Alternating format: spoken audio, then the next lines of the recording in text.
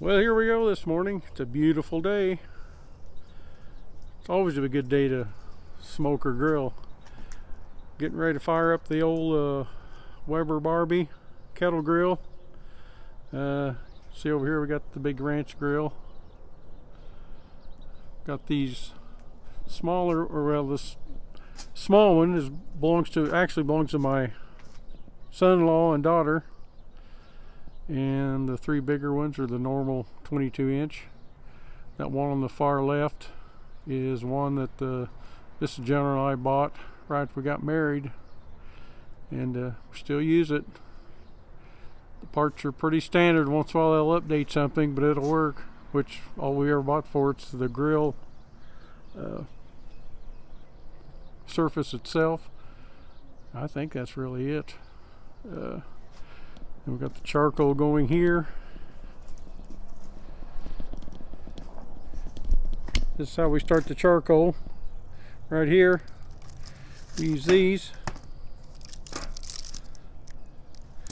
Back in the day when people got newspapers, you'd wad up a newspaper section, well, not even a section, a page, and wad up, put it in the bottom, and it's got a little grill on top. I'll show you here. And you would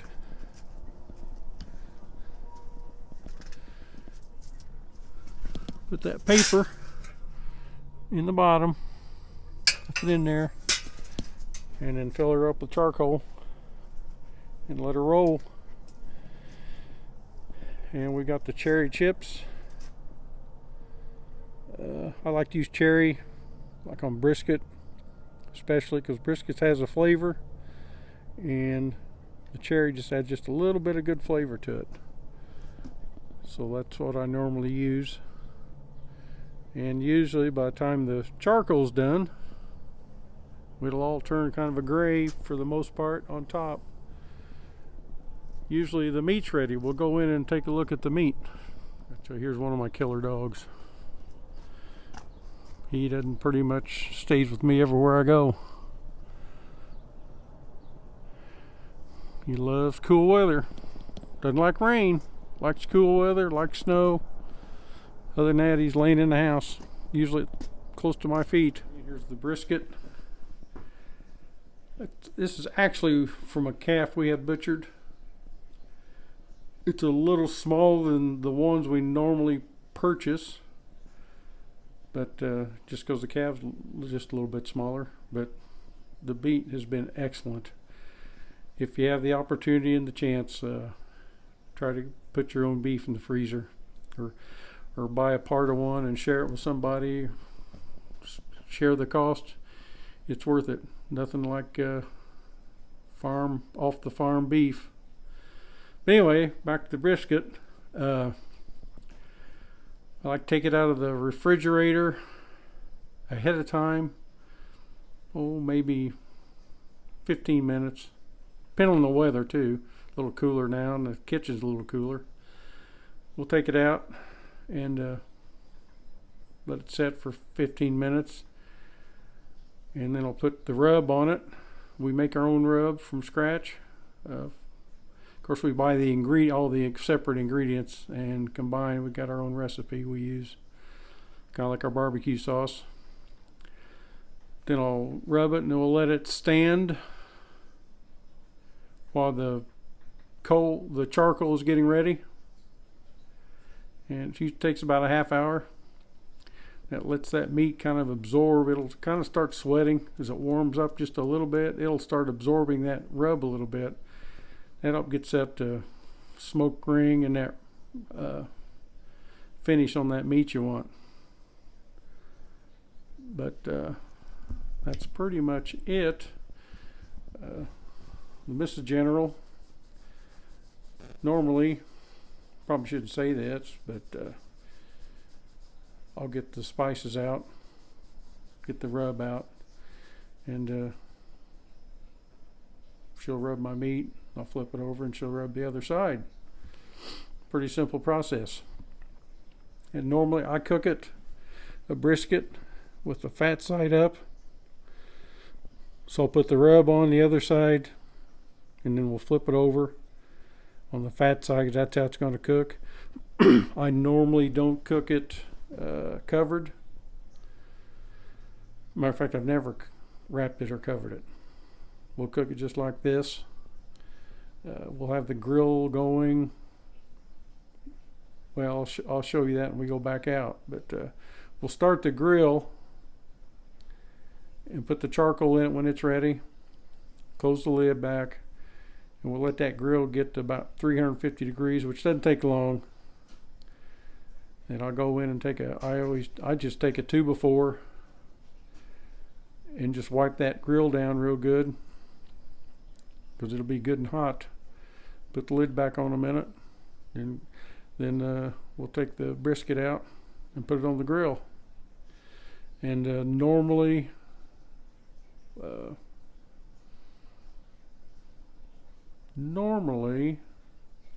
it takes, on a bigger brisket, we'll cook it 17 hours, maybe 18.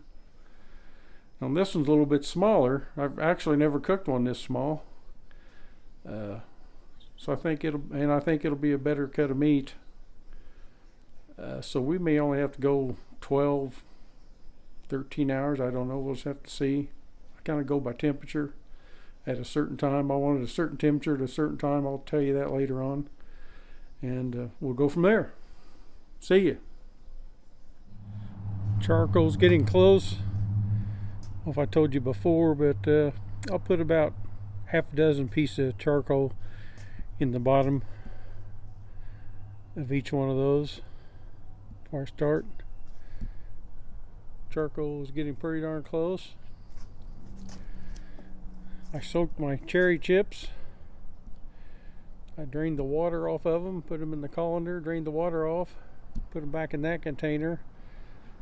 I got to get the colander back in the house and cleaned up before the Miss General knows I've got it, or I'll be in big trouble. This grill, a little story behind it. I picked this up used probably 5 or 6 years ago. A couple had it, Lafayette, that's where I worked. And I saw it on Craigslist, I think. They were moving. And so I called them. I was working third shift. I called them one morning and said, that's what they still had the grill. And they said, yeah. So we got a cover for it and everything. He said, it's always been inside. I said, okay. So I said, I'll be over, between 7:30 and 8. So I stopped their house, and they just kept apologizing what they wanted for it. They wanted $150, and a new one comparable by whatever at the time was, I want to say 3 or so, but actually the new ones didn't have the stainless steel top. They had kind of a plastic top, and so this I thought was good, and I thought it was a very fair deal. And they just said, they just kept saying, well, it's just, I know 150. I said, I want it. I'm gonna pay you cash, put it in the truck. So we've used it a lot. It's really handy. That stainless steel top is really handy to set things on. And underneath here, actually a storage bin. You can put charcoal in. It's actually got a gas igniter to light it. We don't ever use it because I do that. It's made so you can pile charcoal up in here, turn on the gas. It's got an igniter, a light here. But I think I used it once or twice, but I never use it. I don't like to have the gas sitting around if I don't have to. And that tank is getting old enough that, like the last time I had it filled, the only time I've had it filled, which was when we got it, they didn't really want to fill it because of the age, and so I didn't worry about it anymore. So the charcoal's about ready, so I'm gonna put it in. This old charcoal flue pipe is getting kind of old.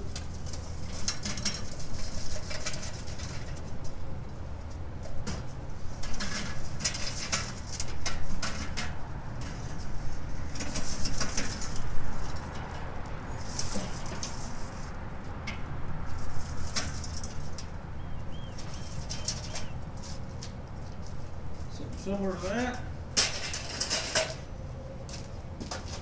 get this old piece of metal rod. It's actually a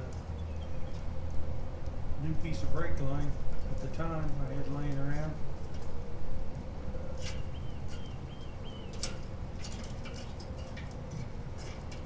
The charcoal, I'll show you a picture here. Oh.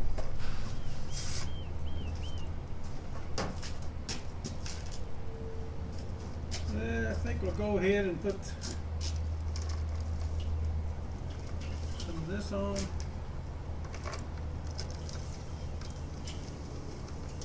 Nothing fancy.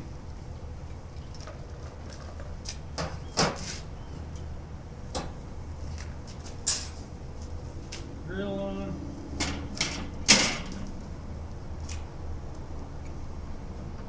See it start smoking. What I like to do is have the grill get up to about 350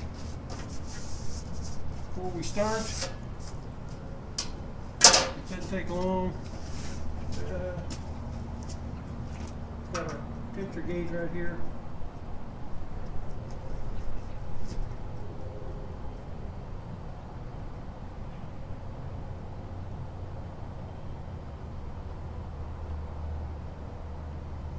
We'll let it get warm here. We'll start again. Here's the brisket.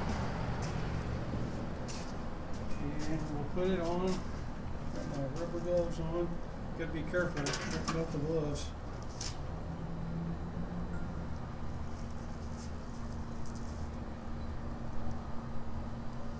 Get that as close to the middle as you can. Just for the heck of it, a couple of pieces of fat that I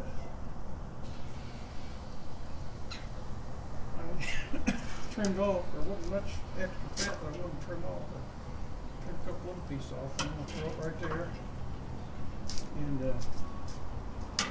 then we're going to add some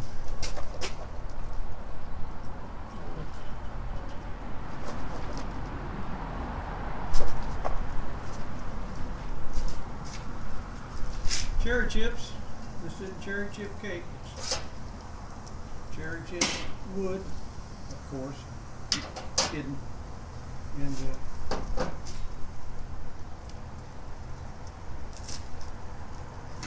that'll be it for a while.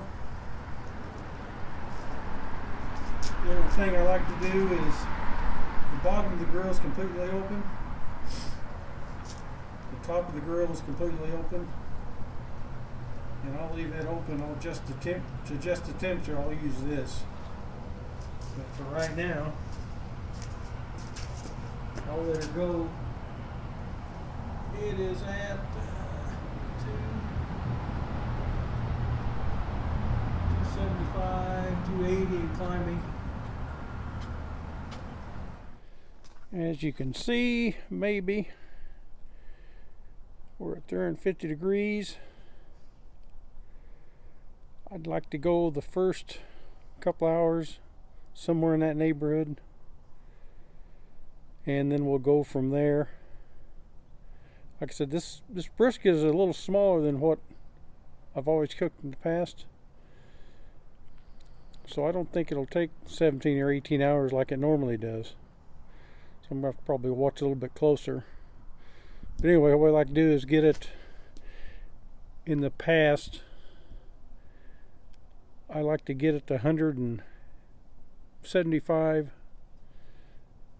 degrees, 180 degrees, at least 175 after about 10 hours in the middle. Check with the thermometer. Then at that point I know it's done.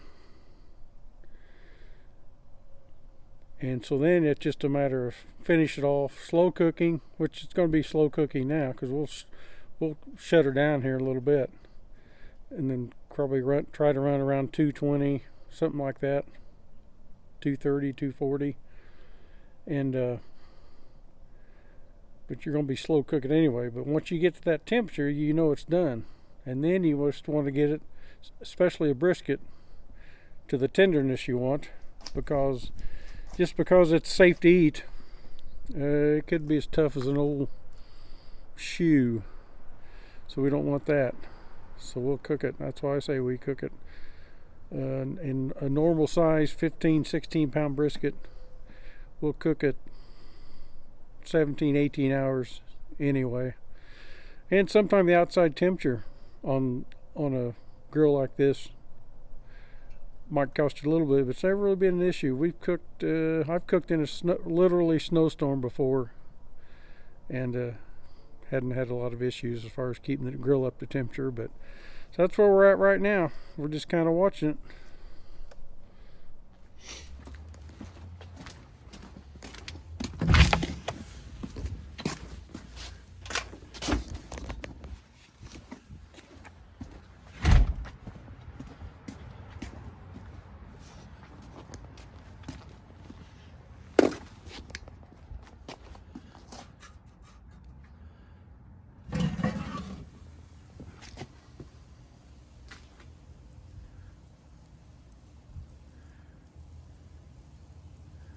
Here's what it looks like.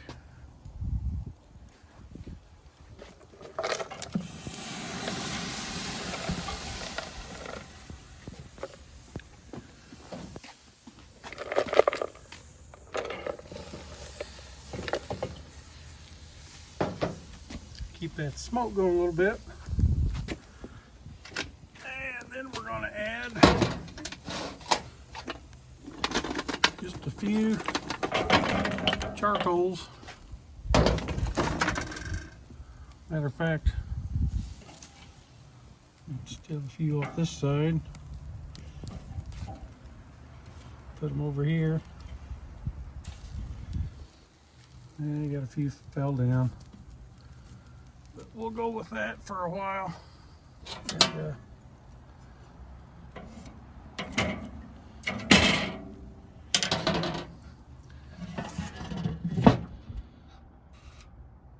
I think I can really shut her down now.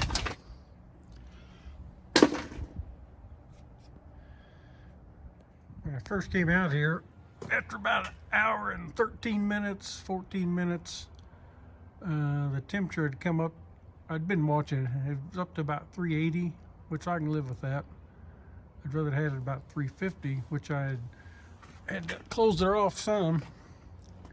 And so as I mentioned a second ago, I closed her off a little bit more this time. And it looks like she's about 270. So I may close her up a little bit more. We'll see. Matter of fact, I probably will. And the secret on the temperature, I started doing this several years ago.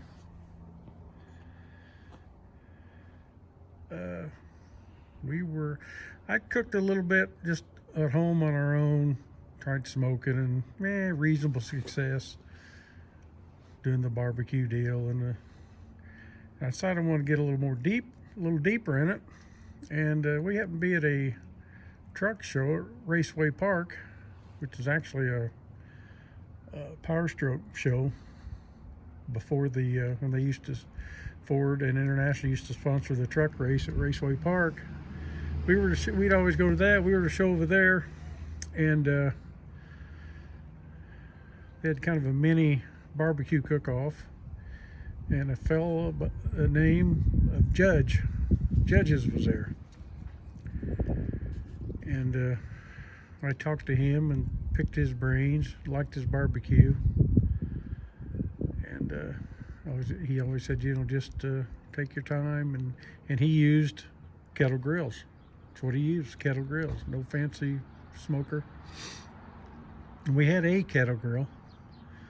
I thought, well, we're on the right track. We'll kind of fast forward, I don't remember, maybe the next spring, maybe later that summer. He also had a booth at the city market. We went down there and same thing, cooked with cattle grills. Picked his brain. I remember him saying, just, you know, take your time. Keep cook her slow, you know, low and slow. And after that, they opened the Weber Grill downtown, and we went. Miss Joan and I went down there and ate. And I was telling our server about the kettle grills. Then we had several, kind of like we do now. And they actually cook on the ranch grill, like this big one I got behind me. That's pretty much what they use at the restaurant. So they took me back in the kitchen and showed me how they did it and everything. Oh, that's pretty cool, you know. And, so then later on at the state fair, then probably the next summer, Judges had a booth at the state fair cooking, and I think his whole family was there. I was talking to him. I was talking to his son, and I don't remember his name, but just talking about barbecuing, and his son said, "Come here." He kind of put his arm around me, and he walked me off, and nobody around. He kind of looked around, and he said, "I'll tell you something. Always remember, low and slow." That's all he said. So I've always kept that in my mind. Anybody asks me about cooking, I always say you can't go wrong with low and slow. And slow may be 10 minutes with a piece of fish, or slow may be 18 hours for brisket. You know, it depends on what you're cooking. So you got to do your due diligence on what you're cooking. But the charcoal grill used as a smoker, I've just had great luck with it. And like I've said before, I've got all these grills because if I'm cooking two kinds of meat, I will not cook them on the same grill. If I'm cooking beef on here, and maybe I've got another deal going, I'm cooking chicken or pork, I'll have it on another grill. I may have, you know, at times I've had 3 different meats. I think we've actually had pork, chicken, and beef at different times on different grills. That just because you do get that flavor, that smoke flavor, and as they make their bark and make their smoke ring, that meat does smell different. And I just never thought that carries over, and I want it on a different grill since I can do it. So it'd be a little rough with people with gas grills or the pellet grills. Unless you had more than one, it gets kind of expensive. But always remember, low and slow. Don't get in a hurry. Your barbecuing is supposed to be fun, so don't get in a hurry. Well, looks like about 300 degrees even. Let's see what she looks like.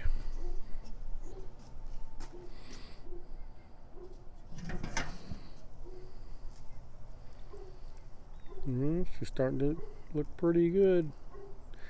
See how it's sweating, how it's rendering it fat out of it. That's a good sign. I'm gonna put the camera down and stir it up a little bit and put some more charcoal in there.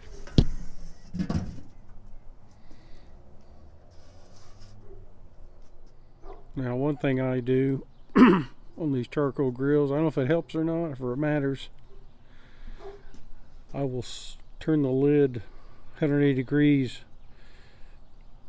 Maybe not every time I put the charcoal in, but almost every time. Just to give that airflow, different airflow through the meat. I shut her down a little bit. We're about Well, it's climbing. We're about 270. I want that new charcoal to have a chance to catch up. So I got her down to about, the vent in the lid is about what's there. I've got a lot of air coming out of it. And like I said, I keep the bottom open. Rare occasion I've ever closed the bottom up. You should do most of your temperature control from the top. So anyway, we're about we're approaching 280. So I may shut her up a little bit. Well, we're just it's a little over 3 hours. Just a little over 250 on the temperature in the grill. I gotta check the charcoal. One thing about it, this morning when we started, it was 35 degrees, and I don't think it's a whole lot warmer now. I'll look here in a second. So there's what it's looking like. I put about 5 more pieces of charcoal on each side. Not even going to check the temperature yet. 5 when I started this morning, and it's up to a whopping 36 degrees now. It's not gained a whole lot. Put charcoal in. I opened up the vent there a little bit, and we'll probably close her back up here. Don't want to jump the temperature. Let her burn here just a second. I'll close her back up. Looks like the temperature might have spiked a little bit. Time to check the charcoal. I'm going to check earlier than normal, but I'm going to check the temperature of the meat, the thickest part here.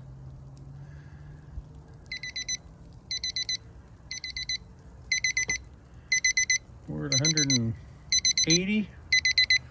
So see the fat run out there, which we're still rendering.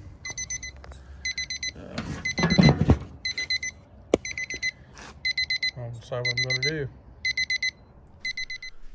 Well, it was dark last night when we took the brisket off the grill. It was about almost 10 o'clock, so it was on there almost 11 hours. And what we normally do is we'll take it off, wrap it in aluminum foil, and put it in the cooler. So it's been in the cooler all night, wrapped in aluminum foil, so it's still warm, not hot, but warm. And we'll unwrap it here and see what it looks like. So that's what it looks like. It's been on, like I said, almost 11 hours.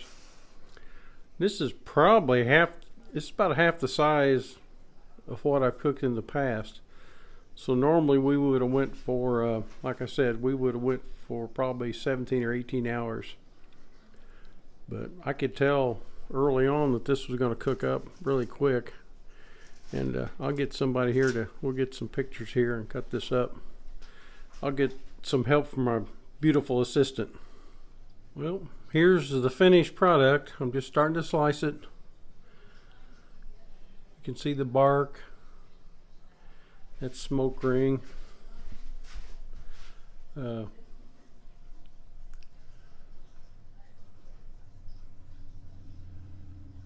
Smoke ring's actually a little bit light, but the meat really tender. There's a piece, an end. That's actually a burnt end.